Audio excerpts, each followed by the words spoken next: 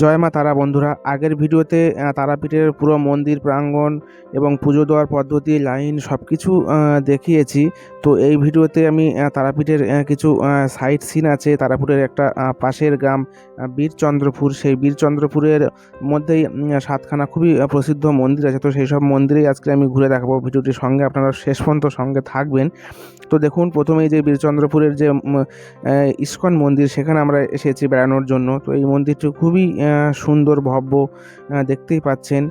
পুরোপুরি ইস্কনের শাখা একটা বলা যায়। সব কিছু ইস্কনে যেমন অ্যাভেলেবেল থাকে, তো ছোটোখাটোর উপর দিয়ে সব কিছুই এখানে মানে আপনারা দেখতে পাচ্ছেন। প্রসাদ, ড্রেস, মহাপ্রসাদ এবং সর্বোপরি যে ইস্কনের যে মেন এই যে মন্দিরটা, এই মন্দিরটা খুবই সুন্দর। আমি দেখুন, প্রথমে গেটটা আমি দেখাচ্ছি, পরে একটু ভিডিওটা উঁচু করে আমি দেখাবো। দেখুন কত সুন্দর মন্দিরটা, দূরের থেকে দেখলে একদম মনটা পুরো জুড়িয়ে যায়।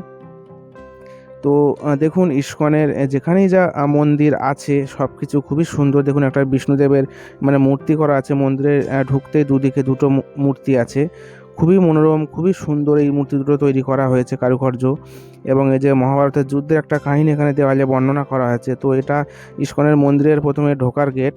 তো দেখুন, ঢুকেই মন্দিরের ভিতরে সব জায়গা থাকে, যেমন শ্রীল প্রভুপাদের একটা ছবি আছে। এবং এখানে মানে যেহেতু ক্যামেরা করা খুবই নিষিদ্ধ ছিল, তো আমি একটু জাস্ট প্রথমে বুঝতে পারিনি ক্যামেরাটা করেছি, খুব বেশি আসেনি। এখানে দেখুন, গৌর নিতাই এবং রাধাকৃষ্ণের খুবই দুখানা সিংহাসন যুগল মূর্তি আছে।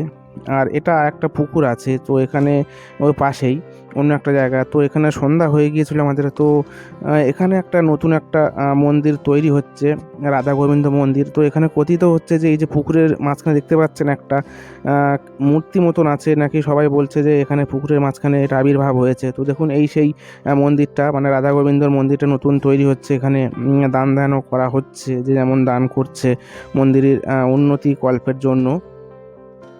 এটার একটা পাশের একটা মন্দির। তো সেদিনে ব্যাস আকাশটা মেঘলা মেঘলা ছিল, একটু অন্ধকার অন্ধকার হয়ে এসেছিল। তো দেখুন, মূলত বীরচন্দ্রপুরের আশেপাশে এরকম অনেক মন্দির আছে। মানে তারাপীঠের আশেপাশে একটা চৈতন্য সরস্বতী, একটা আর একটা আশ্রম আমরা এসেছি। এখানেও এখন গৌর নিতাইয়ের একটা যুগল মূর্তি আছে।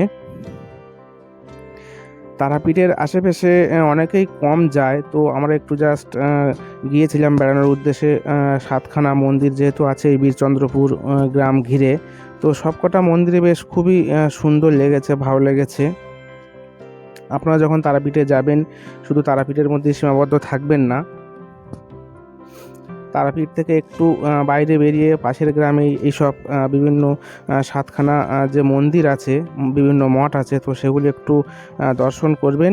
দেখবেন খুবই মন ভালো লাগবে। মন্দিরের কারুকার্য খুবই সুন্দর, খুবই মানে মনোমুগ্ধকর। এবং পরিবেশগুলো খুবই মানে শান্ত পরিবেশ, হালকা হালকা লোকজন আছে, খুব বেশি ভিড় এখানে নেই। তারাপীঠে যেমন খুবই ভিড় তারা মায়ের সামনে, তারা মায়ের তারা দর্শন পাওয়ার জন্য একদম খুবই লাইন দিতে হয়।